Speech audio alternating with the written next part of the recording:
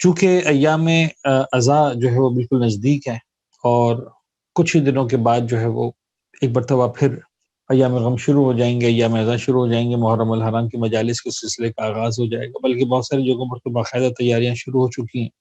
اور جب بھی ایام عزا آتے ہیں ہر سال ایک یہ خیال ضرور جو ہے وہ اس پر گفتگو ہوتی ہے، مختلف خطبہ، علماء،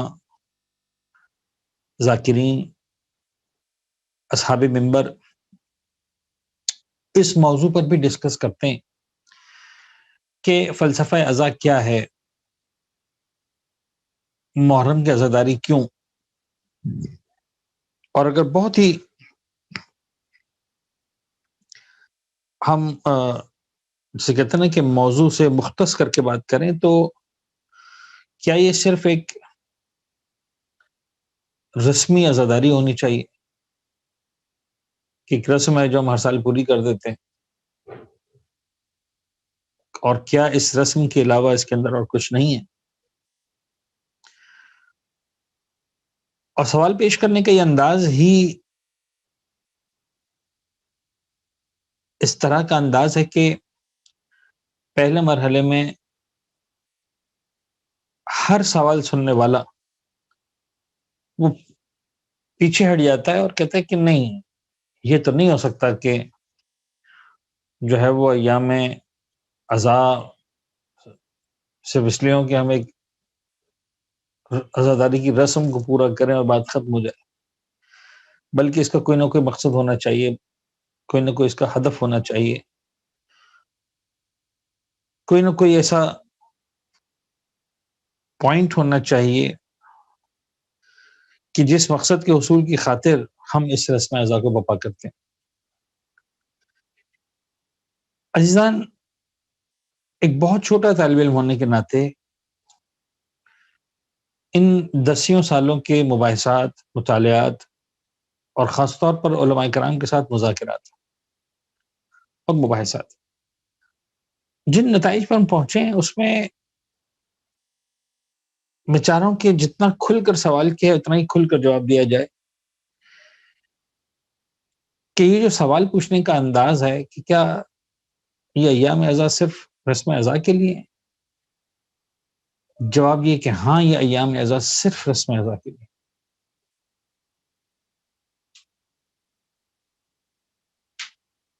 اس کے علاوہ اگر کوئی مقصد نہیں ہے میرا، تب بھی میں اپنی ذمہ داری پوری کر رہا ہوں۔ اچھا، بڑا مشکل لگتا ہے پہلی مرتبہ سننے میں کہ یہ آپ نے کیا بات کر دی، ایسا کیسے ہو سکتا ہے کہ بس محرم کے ایام ہے تو مولا حسین کا غم ہے تو مجھے بس رونا ہے، گریہ کرنا ہے، اور بس گریہ کرنا کیوں؟ اس لیے کہ گریہ کرنا، اس لیے کہ امام حسین پہ گریہ کرنا ہے، ایسے ہی، اور کچھ نہیں، جواب ہے کیا اور کچھ نہیں، اس لیے کہ گریہ میرے عشق کی علامت ہے، یعنی کچھ اور بھی پورا نہ کروں میں تو جب میں گریہ کرتا ہوں تو ظاہر سی بات ہے کہ یہ بات سمجھ میں آ جاتی ہے کہ مجھے عشق ہے امام حسین سے، مجھے پیار ہے اپنے مولا سے، اور جب میں مولا کا غم سنتا ہوں تو مجھ سے برداشت نہیں ہوتا، میرے آنکھوں میں آنسو آ جاتے ہیں۔ یہی تو مانگا گیا مجھ سے۔ میں چاہ رہا ہوں کہ تھوڑا سا ہمارے پاس وقت میں بہت کم گنجائش ہے، لیکن تھوڑی سی وضاحت کروں گا میں اس کی 2-3 مراحل میں۔ سب سے پہلے اس آیت کو دیکھیں، سورۃ شورا کی، ظاہر سی بات ہے طلاب کرام کے آیات حفظ ہیں۔ قل لا اسألکم علیہ اجرا الا المودۃ فی القربى، اکثر میں سمجھاتا ہوں، کبھی اس آیت کے محتوا پہ غور کریں۔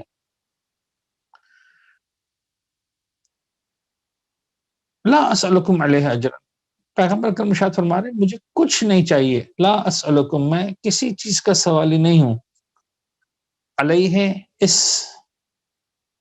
امر تبلیغ رسالت الہیہ کے جو سلسلے میں نے تکالیف برداشت کی۔ اچھا، کتنی تکالیف برداشت کی ہے پیغمبر کرم؟ یہ خود ایک مجلس ہے۔ پہلے دن سے لے کر 13 سال بعثت کے جو پیغمبر اکرم نے مکہ مکرمہ میں گزارے، آپ کیا سمجھتے ہیں کم تکالیف ہیں؟ بے تحاشا تکالیف ہیں. کس طرح سے پیغمبر اکرم کو اذیت نہیں دی گئی، سر سے پیر تک لہو لہان نہیں کر دیا گیا، پیغمبر کے راستے میں کس طرح سے کانٹے نہیں بچھائے گئے، کتنی تکلیفوں سے پیغمبر گزرے. پیغمبر کے سامنے بعض اوقات ایک صاحب مقصد انسان کے لیے خود قربانی دینا آسان ہوتا ہے، لیکن پیغمبر کے سامنے جناب عمار کے والد بزرگوار کو شہید کیا جا رہا، جناب یاسر کو، جناب سمیہ کو بدترین اذیتوں سے گزارا جا رہا ہے پیغمبر کے ان ساتھیوں اور اصحاب کو کہ جو پیغمبر اکرم پر ایمان لا رہے ہیں، عہد کی باتیں کر رہے ہیں. شیب ابی طالب، جناب ابو طالب کا اس دنیا سے رخصت ہونا، جناب خدیجہ طاہرہ سلام اللہ علیہا کے اس دنیا سے رخصت ہونا، یہ کم مصائب ہیں؟ یا رسول اللہ کچھ نہیں چاہیے، نہیں کچھ نہیں چاہیے. ہجرت کر کے مکہ مکرمہ سے مدینہ منورہ آ گئے. کن اذیتوں سے اللہ کا رسول نہیں گزرا مدینہ منورہ آنے کے بعد. بدر ہے، احد ہے، ایک کے بعد ایک شہادتیں، عظیم ترین اصحاب کی شہادتیں، عزیز ترین اقربا کی شہادتیں. یا رسول اللہ کچھ نہیں چاہیے، کچھ نہیں چاہیے. لا اسألکم علیہ اجرا. یعنی 23 سال گویا گزرنے کے بعد آئے ہیں نا وہ مشرکین مکہ جو مسلمان بن چکے ہیں، وہ کفار مدینہ جو مسلمان بن چکے ہیں. اے محمد بہت تکلیفیں برداشت کی، بتائیے کیا چاہتے ہیں؟ قل لا اسألکم علیہ اجرا، کچھ نہیں چاہیے مجھے. اچھا ایک چھوٹا سا خیال ہے میرا، ممکن ہے خیال غلط ہو، مجھے لگتا ہے کہ شاید بطور کلی خیال صحیح ہے کہ اگر پیغمبر اکرم سے سوال پوچھا گیا ہوتا اور پیغمبر اکرم خود جواب دیتے تو فرماتے لا اسألکم علیہ اجرا الا التقوی مثلا. پیغمبر کو شاید یہی فرمانا چاہیے تھا، مجھے کچھ نہیں چاہیے، ہاں کوئی دینا چاہتے ہو تقوی اختیار کرو. یعنی یہ سب میں نے تکلیفیں برداشت ہی اس لیے کی ہیں کہ تم راہ خدا پر آ جاؤ، راہ نجات پر آ جاؤ، راہ ہدایت پر آ جاؤ، راہ فلاح پر آ جاؤ، رستگاری اختیار کرو، پروردگار عالم کے بندے بن جاؤ. میں نے اس کے علاوہ اور کیا چاہیے مجھے؟ تو کچھ نہیں چاہیے. یعنی ایک باپ بھی اگر اپنے بچے کو پالتا ہے اسکول کالج اور بچہ فرض کریں اذیت دے رہا ہے، تکلیفیں دے رہا ہے، نہیں پڑھ رہا ہے، جب بڑا ہو گیا سمجھدار ہو گیا کہنے لگا بابا آپ نے بہت تکلیفیں برداشت کی، آپ مجھ سے کیا چاہتے ہیں؟ باپ کیا کہتا ہے؟ باپ یہ کہتا ہے نا کہ بیٹا مجھے کچھ نہیں چاہیے، مجھے صرف یہ چاہیے کہ تم پڑھ لکھ جاؤ، اچھا کاروبار کر لو، اچھا محنت کر لو، اچھی زندگی گزارو، یہی میری محنتوں کا اجر ہے. ایک عام شریف باپ جو ہے وہ اپنی سگی اولاد سے کوئی اجرت نہیں مانگتا، تو اللہ کا رسول کیا اجرت مانگے گا اہل مکہ سے، اور کیا دے سکتا ہے اہل مکہ؟ دو نکات یہاں پر بڑے امپورٹنٹ ہے اور وہ دونوں ایک ہی کے اندر مضمر ہیں. وہ یہ کہ یہ جواب پیغمبر کی زبان سے دلوایا گیا لیکن پیغمبر کا جواب نہیں ہے. پیغمبر کا جواب ہوتا تو شاید یہی ہوتا قل لا اسألکم علیہ اجرا الا التقوی، مجھے تم سے نہیں چاہیے سوائے تقوی کے کچھ بھی، تم انسان کے بچے بن جاؤ، آسان الفاظ میں بات کرو، تم انسان بن جاؤ، اس کے علاوہ کچھ نہیں چاہیے. شروع میں قل لگا دیا، اے محمد ہم کہہ رہے ہیں کہ تم کہو. جواب محمد کی زبان سے ہے، محمد کا جواب نہیں، پروردگار کہلوانا. یعنی خدا جانتا ہے کہ اس وقت پیغمبر اکرم یہی کہیں گے، نہیں تم یہ مت کہو، اب ہم کہیں گے لا اسألکم علیہ اجرا الا المودۃ فی القربى. کیسے ہو سکتا ہے؟ خداوند متعال کہے گا مجھے پتا ہے کیا کہنا ہے. پیغمبر کہتے کہتے نماز پڑھ لو، روزے رکھ لو، تقوی الہی اختیار کر لو، رب العزت کے بندے بن جاؤ، بندگی کر لو. تمہاری نمازیں بعد میں، تمہارے روزے بعد میں، تمہارا حج و زکوٰۃ بعد میں، تمہاری ساری عبادات سب کچھ بعد میں. تم اگر اجر رسالت دینا چاہتے ہو، پروردگار عالم پیغمبر کی زبان سے کہہ رہا ہے الا المودت. یہ مودت کیا ہے؟ عشق یعنی میں نماز پڑھ رہا ہوں یا نہیں پڑھ رہا ہوں یہ بات کا مرحلہ ہے، میں روزہ رکھ رہا ہوں کہ نہیں رکھ رہا ہوں وہ بات کا مرحلہ ہے، میں باقی عبادات کو انجام دے رہا ہوں کہ نہیں دے رہا ہوں وہ بات کا مرحلہ ہے۔ خدا نے مجھے کہہ رہا ہے کہ دیکھو اگر پیغمبر کا اجر رسالت کچھ ہے تو وہ عشق کے علاوہ کچھ نہیں۔ اب جب عشق آ گیا تو سرکار یاد رکھیں، عشق کے اندر ہنسنا عشق کی علامت نہیں ہے، گریا عشق کی علامت ہے۔ مجھے ایمانداری سے بتائیے، مولانا حسین کی عزاداری پر جو ثواب کا تذکرہ ہے، ہم جب رو رہے ہوتے ہیں مولانا حسین پر گریا کر رہے ہوتے ہیں، ایمانداری سے جو بھی مولا کا عزادار، خدا ہر ایک کے آنسوؤں کو قبول کرے۔ تو کیا مثال کے طور پر میں نہیں چاہ رہا ہوں کہ مولا حسین کے حوالے سے جملہ عرض کروں، آ جائیں چھوٹی سی مثال میں آ جاتے بات کو، فرض کر لیں خدا ہم سب کے والدین کو سلامت رکھے، جس کے بھی والدین سلامت ہیں خدا ان کو مزید بابرکت زندگی عطا فرمائے، اور کسی نے بھی ماں کا باپ کا دونوں کا یا کسی ایک کا جنازہ اٹھایا، وہ میری بات کو شاید جلدی سمجھے گا، اور جسے نہیں اٹھایا وہ اس وقت ضرور سمجھے گا جب اس منزل سے گزرے گا، خدا سلامت رکھے والدین کو۔ جب ماں کا جنازہ اٹھایا تو کون انسان ہوگا جو اپنی ماں کے جنازے پہ نہیں روئے گا؟ اور جب وہ رو رہا ہوگا تو کیا حساب کتاب کر رہا ہوگا کہ پالنے والے میری ماں مر گئی، میں 1 منٹ رہوں گا تو مجھے 1000 گز کا مکان ملے گا جنت میں، 2 منٹ رہوں گا تو مجھے 2000 گز کا ملے گا، اور 3 منٹ رہوں گا تو 3000 گز کا مکان ملے گا؟ کیا انسان جب رو رہا ہوتا ہے اپنی ماں کے لیے، اپنی ماں کے جنازے پر، تو کیا خدا سے وہ حساب کتاب کر رہا ہوتا ہے، بارگیننگ کر رہا ہوتا ہے، سودا کر رہا ہوتا ہے؟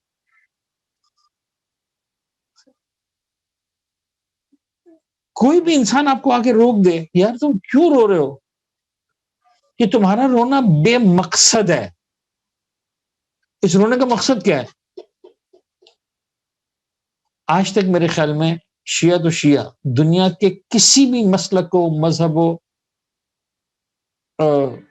طریقے میں شاید نان مسلم سے بھی شاید نہیں پوچھا گیا ہوگا، اگر وہ اپنی ماں کے جنازے پر بیٹھا ہے، اپنے باپ کے جنازے پر بیٹھا ہے اور اس کی آنکھوں سے آنسو نکل رہے ہیں، تو اس کو نہیں پوچھا جائے گا کہ تم رو کیوں رہے ہو، تمہارے رونے کا مقصد کیا ہے، اور اگر تم رو رہے ہو تو تمہارا رونا عبث ہے۔ اس وقت جو میں رو رہا ہوں اس کا مقصد کچھ ہو نہ ہو، میری آنکھ سے نکلے ہوئے آنسو اس بات کا ثبوت ہے کہ جنازہ جو سامنے پڑا ہے مجھے اس سے پیار ہے، مجھے اس سے عشق ہے، میں اس کے فراق کو برداشت نہیں کر پا رہا ہوں، اور جب میں فراق کو برداشت نہیں کر پا رہا ہوں تو بے اختیار میری آنکھوں سے آنسو رہا ہوں۔ خاص طور پر جس کا جنازہ میرے سامنے رکھا ہے، اگر مجھے یہ نظر آ رہا ہے کہ اس پر بے تحاشا ظلم کیا گیا ہے، میرا عزیز ترین شخص، میری عزیز ترین ہستی، اور بے اختیار میری آنکھوں میں آنسو ہیں، اور ہم اسے کہیں کہ صاحب تم رو رہے ہو، کیوں رو رہے ہو؟ شاید جواب یہ ہوگا کہ نہ رونا میرے بس میں نہیں ہے، میرے اختیار پہ نہیں ہے کہ میں اس مقام پر نہ روؤں، میرا عشق اس بات کا تقاضا کرتا ہے، میری انسانیت اس بات کی تقاضا کرتی ہے۔ لہٰذا آپ دیکھیں کہ ائمہ تحریم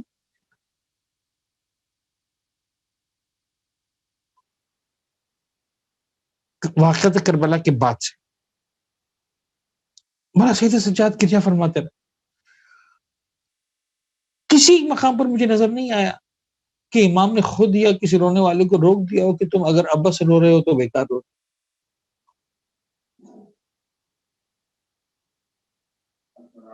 صرف اپنے بابا کو یاد کیا، صرف کربلا کو یاد کیا۔ یہ اذان ہو جائے اس کے بعد اللہم صلی علی محمد۔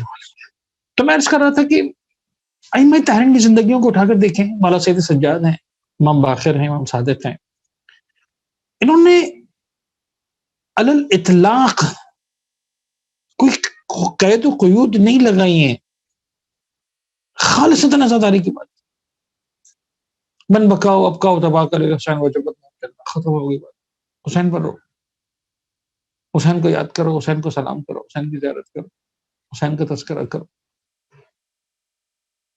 آج یہ رسم عزائی، آج مجلس عزا جو منعقد ہوتی ہے، یہ ایک طالب علم ہونے کے ناطے بہت اچھا ہے کہ ذکر مصائب سے پہلے آدھا گھنٹہ پونا گھنٹہ مواعظ پر بات کی جاتی ہے، تاریخ پر بات کی جاتی ہے، تفسیر پر بات کی جاتی ہے، عقائد پر بات کی جاتی ہے، تربیت پر بات کی جاتی ہے. ان تمام موضوعات پر بات کرتے ہیں علماء نے، ذاکرین کوئی بھی بات کرتا ہے.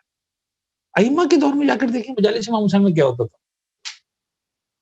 ائمہ کے دور میں مجالس امام حسین میں صرف مصائب پڑے جاتے اور کچھ نہیں.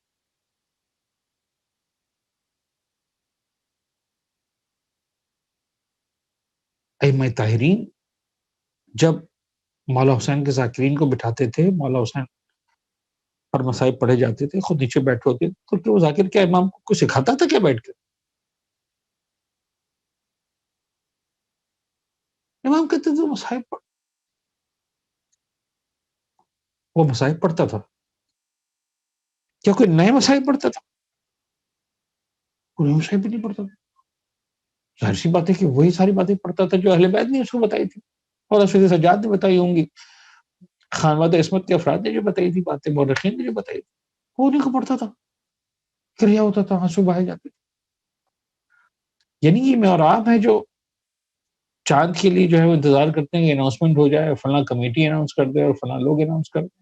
اہل مدینہ کہتے تھے ہمیں پورے سال 11 مہینے جو ہے وہ چاند کے لیے مثال کی طرف ڈھونڈنا پڑتا تھا، نکلنا پڑتا تھا. محرم کے چاند کے لیے نکلنا نہیں پڑتا تھا.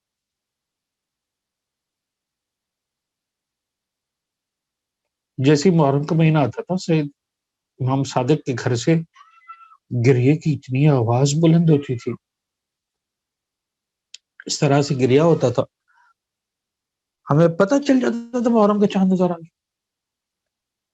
یہ رسم ازا ہے، سمپل عشق ہے. اور جب عشق ہے تو عشق ہے. پھر اسے کیا فرق پڑتا ہے کہ گرمیوں کے موسم میں ایام ازا آ رہے ہیں یا سردیوں کے موسم میں ایام ازا آ رہے ہیں یا بارش کے موسم میں ایام ازا آ رہے ہیں یا بہار کے موسم میں، کوئی سا بھی موسم میں ازا ازا ہے مولا حسین کی. یہ بات سمجھنا ضروری ہے کہ لفظ رسم کہنے کے بعد بعض اوقات عوام الناس، بعض اوقات حتی علماء، ذاکرین، خطباء رسم کہہ کر، لفظ رسم استعمال کر کے مطلب اس کی اہمیت کو ختم کرنے کی کوشش کرتے ہیں.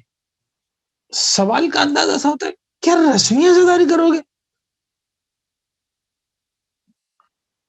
جواب یہ ہے کہ سینہ تان کے کہو کہ ہاں مجھے رسمی عزاداری کرنی ہے. مجھے اہل بیت سے 1400 سال سے جو چل رہا ہے نا، وہ رسمی عزاداری چل رہی ہے،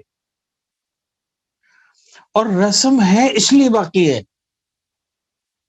یہ بھی یاد رکھیے گا، رسم ہے اس لیے باقی ہے. اگر رسم نہ ہوتی تو باقی بھی نہ رہتی. بڑی اہم بات ہے. یعنی یہ تو وہ موضوعات ہیں کہ جن پر میرا دل چاہتا ہے کہ ہمارے اسٹوڈنٹس ریسرچ کریں، آرٹیکلز لکھیں، ریسرچ پیپرز لکھیں. دنیا میں اتنے بڑے بڑے واقعات ہوئے ہیں، جب اس کے ساتھ کوئی رسم منسوب نہیں کی جاتی تو واقعات ختم ہو جاتے ہیں، مٹ جاتے ہیں، یاد نہیں رہتے، بھلا دیے جاتے.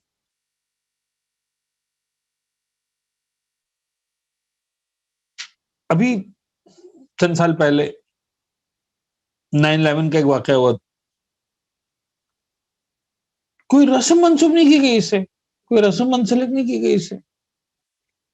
نتیجہ یہ ہوا کہ آج سپٹمبر کا مہینہ گزر جاتا ہے، کسی کو یاد بھی نہیں ہوتا. اب اتنا بڑا واقعہ جس نے پوری دنیا کی سیاست کو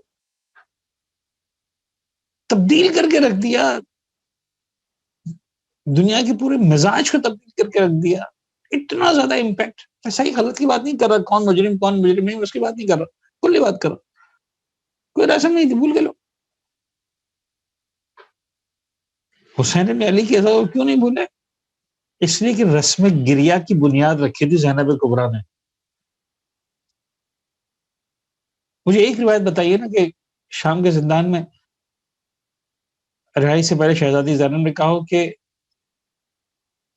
ہم رہائی قبول نہیں کریں گے جب تک یہ فیصلہ نہ ہو کہ حق پہ کون تھا، باطل پہ کون تھا.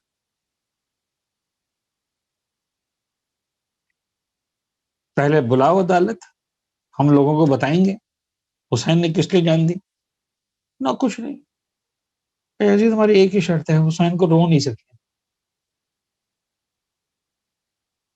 مجھے بتائیے آج تک کسی عالم نے، کسی ذاکر نے، کسی خطیب نے اس کے علاوہ کچھ بات کی ہے کہ شہزادے نے اس کے علاوہ کچھ مانگا؟ مولانا سید سجاد نے اس کے علاوہ کچھ مانگا؟ گریہ کرنا.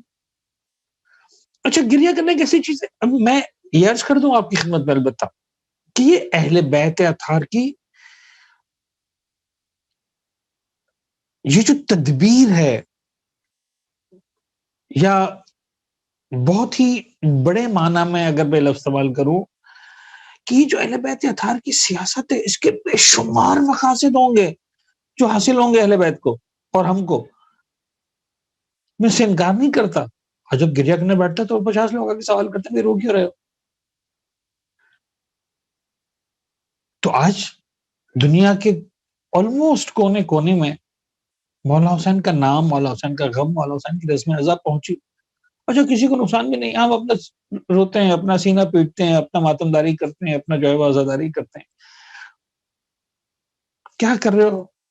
1400 سال پہلے پیغمبر کا نواسا فاطمہ کا لال بے جرم ختم مارا گیا تھا، اس کو یاد کر کے روتے ہیں. ختم ہو گئی بات، کچھ نہیں کرنا، کسی کو ضرر بھی نہیں، روتے رہو. اس کے فائدے میں ایک ایگزامپل دیا کرتا ہوں، میں اسی ایگزامپل آ جاؤں جلدی سے، اس لیے کہ لیکن اس ایگزامپل سے پہلے ایک بات اور عرض کروں کہ مولا حسین کے بعد تو رسم گریہ ہیں. سب سے بڑا کمال حسین ابن علی کی عزاداری کا یہ ہے کہ حسین ابن علی کی شہادت سے پہلے بھی رسم گریہ. وہاں کون سا مقصد؟ ابھی تو حسین پیدا نہیں ہوئے، ابھی تو حسین شہید نہیں ہوئے، ابھی تو کوئی معرکہ نہیں ہوا آپ کا باطل کا. اب آپ کامل الزیارات کی ان روایات کو دیکھیں، دوسری کتابوں کی ان روایت کو دیکھیں. جناب آدم کو گریہ کروایا گیا. جناب آدم، دنیا میں ٹوٹل 4 آدمی ہیں، آدم اور حوا، حابیل اور قابیل. کون سا حق، کون سا باطل، کون سی جناب علی جو ہے وہ سیاست سے دنیا. آدم تمہیں گریہ کرنا ہے، حسین ابن علی پر گریہ اتنی بڑی سعادت ہے کہ آدم میں خدا ہو کر تمہیں حسین پر گریہ کی سعادت سے محروم نہیں کر سکتا. جناب نوح نے گریہ کرنا ہے، جناب ابراہیم نے گریہ کرنا ہے، انبیاء کرام نے گریہ کرنا ہے. مولا حسین کی ولادت ہے. شیعہ سنی نے لکھی روایت، پیغمبر کی آغوش میں جب شہزادی ماں فاطمہ زہرا اپنے بچے کو پیش کرتی ہیں، حسین کو گود میں لیتے ہیں، پیغمبر اکرم گریہ فرماتے ہیں. بابا آپ کو خوشی نہیں ہوئی؟ کہا نہیں بیٹے، مجھے ابھی جبریل نے بتایا تیرا ہلال کربلا کے میدان میں 3 دن کا بھوکا کیسا مارا جائے گا. ابھی سے گریہ کرے نانا جان یا رسول اللہ، ابھی تو حسین شہید نہیں ہوئے، ابھی تو ولادت ہوئی، کون سا موقع ہے؟ حسین کی رسم گریہ شہادت سے پہلے بھی ہے. یہ اہم ترین نقطہ ہے اس بات کو سمجھانے کے لیے کہ حسین ابن علی کے لیے گریہ بما ہوا گریہ مقصود ہے. قطعاً اس کا مطلب یہ نہیں ہے کہ اس کی وجہ سے کوئی نتائج حاصل نہیں ہوں گے، فوائد حاصل نہیں ہوں گے. یقیناً فائدے حاصل ہوں گے. یہ وہی والی بات ہے جو میں نے بار آپ سے عرض کی. ماں کے میت پہ اگر میں رو رہا ہوں تو میں تو اپنی عقیدت کا اظہار کر رہا ہوں، اپنے عشق کا اظہار کر رہا ہوں. پروردگار کو یہ انداز اگر پسند ہوگا کہ انسان اپنی ماں سے پیار کرے، محبت کرے، تو خدا مجھے اس کا اجر بھی دے گا. میں جو رو رہا ہوں ماں کے جنازے پر، وہ اجر کے لیے نہیں رو رہا ہوں، میں دیانت داری کے ساتھ اپنے عشق کے اظہار کے لیے رو رہا ہوں. اور دنیا کا کوئی بھی انسان اگر ان ماں باپ کے جنازے پہ رو رہا ہے تو وہ اپنے عشق کے اظہار کے لیے رو رہا ہے. لوگ خود ہی سمجھتے رہیں گے اس کو اپنی ماں سے بڑا پیار تھا، اس کو اپنے بابا سے بڑا پیار تھا، یہ بڑا اٹیچ تھا اپنی ماں سے، بڑا جو ہے وہ ان کی آپس میں قربت تھی، محبت تھی. جو بھی دنیا سمجھتی ہے، جو بھی میں اپنے عشق کے اظہار کے لیے. میں ایک مثال دیا کرتا ہوں بچوں کو سمجھانے کے لیے. آپ تو خیر بزرگان ہیں، اکثر میں نے مثال دیا. میں چاہ رہا ہوں کہ اس مثال کو، اس کی ساری بہت ساری، کہتے ہیں نا مثال میں مناقشہ نہیں ہوتا، لیکن بہت ساری حد تک مناقشہ ملے گا. اپنا یعنی گنجائش ہے، آپ اس کے اندر آگے تک جا کے سوچیں. مثلا اکثر میں نے اپنے طلاب کے سامنے یا مجالس میں مومنین کے سامنے کہا کہ بھئی آپ کو سب سے زیادہ پسندیدہ پھل کون سا؟ تو پاکستان میں جو ہے وہ 90%، 95% لوگ کہتے ہیں کہ جو پسندیدہ ترین پھل ہے وہ آم. صحیح. کیوں پسند ہے آپ کو؟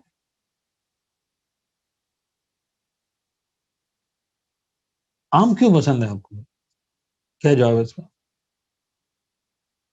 اس لیے کہ سب بہت میٹھا ہے، بہت اچھا لگتا ہے، ختم ہوگی بات. مجھے بتائیے آج تک آپ نے کسی نے کہا کہ صاحب آم کھانے سے ہڈیاں مضبوط ہوتی ہیں اس لیے مجھے پسند ہے؟ آم کھانے سے مثلا خون بنتا ہے اس لیے مجھے پسند ہے؟ آم کھانے سے آنکھیں تیز ہوتی ہیں اس لیے مجھے پسند ہے؟ آم کھانے سے گوشت بڑھتا ہے اس لیے مجھے پسند ہے؟ اچھا، ایک بندہ جس کو آم پسند نہیں ہے،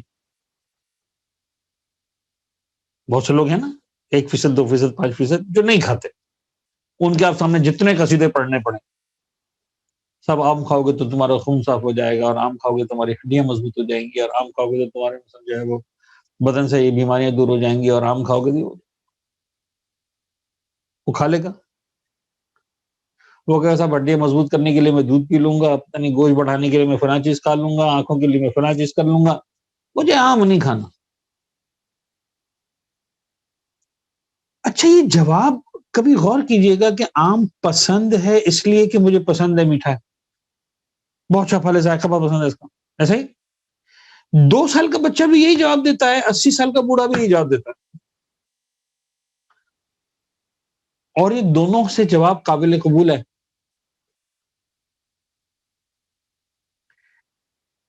جاہل بھی یہی جواب دیتا ہے، پڑھا لکھا ڈاکٹر بھی یہی جواب دیتا ہے.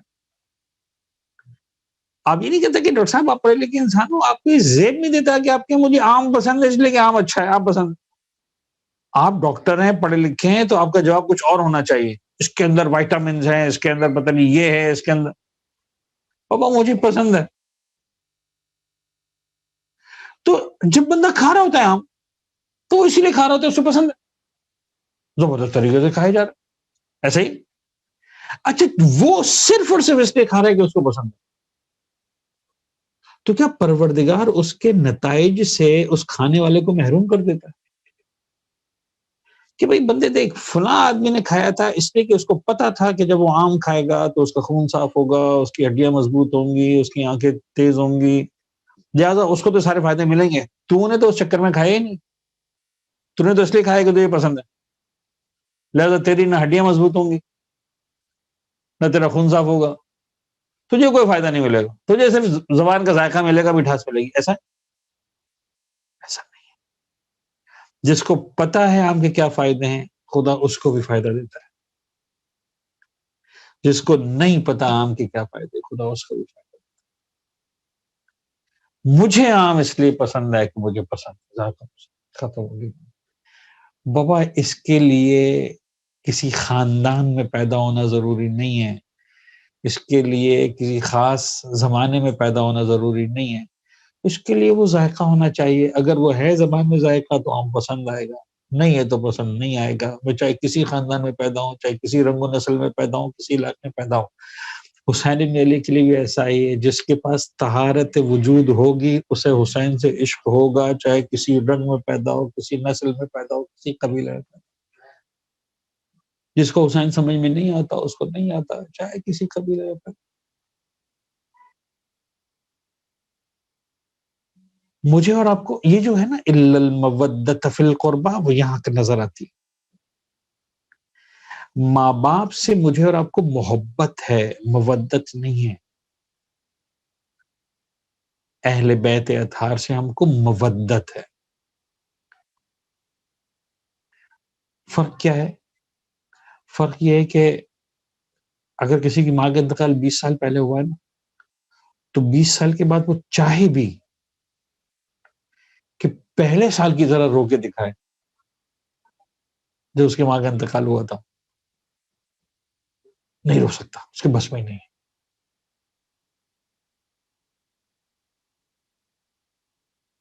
حسین ابن علی کی مودت ہے.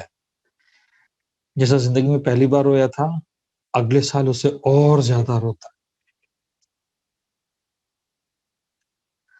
اس کے اگلے سال اور زیادہ روتا ہے، اس کے اگلے سال اور زیادہ روتا ہے. پھر آپ کو سمجھ میں آئے گا، کچھ بوڑھے آپ کو ملتے ہیں جن کی زندگیاں گزر گئی ہوتی ہیں حسین پر روتے روتے. ان کو بعض اوقات فرش ازا کی ضرورت بھی نہیں پڑتی. وہ حسین کا نام سنتے ہیں، حسین کا روضہ کی تصویر دیکھتے ہیں، حسین بن علی کا نام لیتے ہیں. یہ وہ کیفیت ہے جب حسین انسان کی رگوں میں خون بن کے دوڑتا ہے.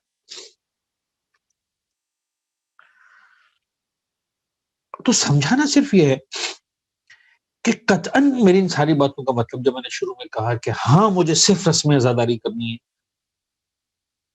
تو خدا نہ خواستہ اس کا مطلب یہ ہے کہ اس کا فائدہ کوئی نہیں ہوگا. یقیناً اس کے فائدے ہوں گے. اچھا، وہ فائدے کیا ہوں گے؟ تمہارے فائدے تم جانو. مجھے تو اہل بیت نے کیا فائدہ بتایا کہ ایک قطرہ حسین پر جہنم کی آگ کو بجھا دیتا. اس سے بڑھ کر اور کیا فائدہ چاہیے؟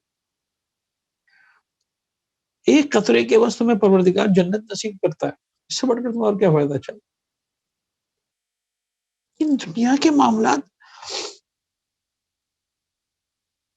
ہم بعض اوقات بڑے جذباتی ہو جاتے ہیں، دنیا کو شیعہ کرتے ہیں، ایسا کرتے ہیں، ویسا کرتے ہیں. خود پاس رکھو یار. ساری دنیا کافر ہو جائے، پروردگار کی خدائی کو کیا فرق پڑنے والا؟ محمد کی رسالت کو کیا فرق پڑنے والا؟ علی کی ولایت کو کیا فرق پڑنے والا؟ حسین کی عظمت کو کیا فرق پڑنے والا؟ اور ساری دنیا مل کر موحد ہو جائے، خدا کی خدائی کون سے بڑھ جانے والی؟ میں سے انکار نہیں کرتا. یملأ الارض قسطا وعدلا بعد ما ملئت ظلما وجورا، وہ انسانیت کے لیے ہے، خدا کے لیے نہیں. خدا کو کوئی فائدہ نہیں ہونے والا اس میں.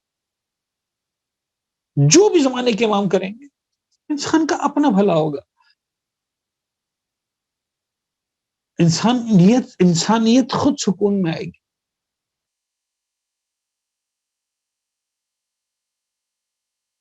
اہل بیت اطہار کا کمال یہ ہے اس کے اندر کہ اس رسم ازا کو رسم ازا بنایا اور باقاعدہ زندہ کیا، اور باقاعدہ طور پر زندہ کیا. اس رسم کا باقی رہنا ضروری ہے. دیکھیے، جب رسم ہوتی ہے نا تو پھر انسان اس رسم کا پابند ہوتا ہے. پھر سے فرق نہیں پڑتا کہ، یعنی ہم نے دیکھا مثلا اگر آپ کسی مقصد کی خاطر کوئی کام کر رہے ہیں، تربیت کے کام، ٹریننگ سیشن ہونا، جب پلان کیے جاتے ہیں، صاحب ایک مہینے کی ٹریننگ کرنی ہے، کیمپنگ کرنی ہے مثلا جنگل کے اندر، تو جس چیز کی ٹریننگ کرنی ہے اس کے اعتبار سے ایام کا انتخاب کیا جائے گا. ایسا ہی مثلا فرض کریں آپ کو اپنی فوج کی یا اسکاؤٹس کی یا اسٹوڈنٹس کی ٹریننگ کرنی ہے کہ صاحب برف باری میں کیسے گزارا کرنا ہے، تو آپ اس کے لیے جون جولائی کا انتخاب نہیں کریں گے جب برف ہوتی نہیں. آپ کب انتخاب کریں گے؟ برف باری کے ایام. ایسا ہی اگر آپ کو بارشوں کے موسم کی ٹریننگ کروانی ہے تو آپ کون سا ایام کا انتخاب کریں گے؟ بارشوں کے ایام. اور اگر آپ کو جنرل ٹریننگ کروانی ہے تو آپ خاص طور پر سوچیں گے کہ یار ایسے ایام ہو جب برف باری بھی نہ ہو رہی ہو، بارشیں بھی نہ ہو رہی ہو، یہ بھی نہ ہو رہا ہو، وہ بھی نہ ہو رہا ہو، تاکہ جو ہے وہ ہماری ٹریننگ صحیح سے ہو سکے. اچھا، کچھ آگے پیچھے ہوا، آپ کہیں گے صاحب 10 دن بعد ہوں گے یہ پروگرام، اس پر تو 10 دن جلدی کر رہے ہیں، اس پر تو 20 دن بعد کریں گے، اس پر تو 1 مہینے کے بعد کریں گے. ایسا ہی ہوتا ہے. آج تک کبھی ایسا ہوا کہ حسین کی عزاداری کو آپ نے کہا کہ صاحب اس پر تو بارش بہت ہو رہی ہے، عاشور کے دنوں میں تو 4 دن بعد کریں گے عاشور؟ سگی ماں کی برسی میں انسان کرتا ہے یہ کام. اب جو گزرے ان مراحل سے وہ سمجھیں گے میری بات. سگے باپ کی برسی میں ایسا کام کرتا ہے انسان کہ یار بابا کی برسی آ رہی ہے لیکن بچوں کے امتحانات بھی ہو رہے ہیں، تو یہ 2-3 دن گزر جائیں تو پھر جو اتوار ہوگا اس دن بابا کی برسی کریں گے. سگی اولاد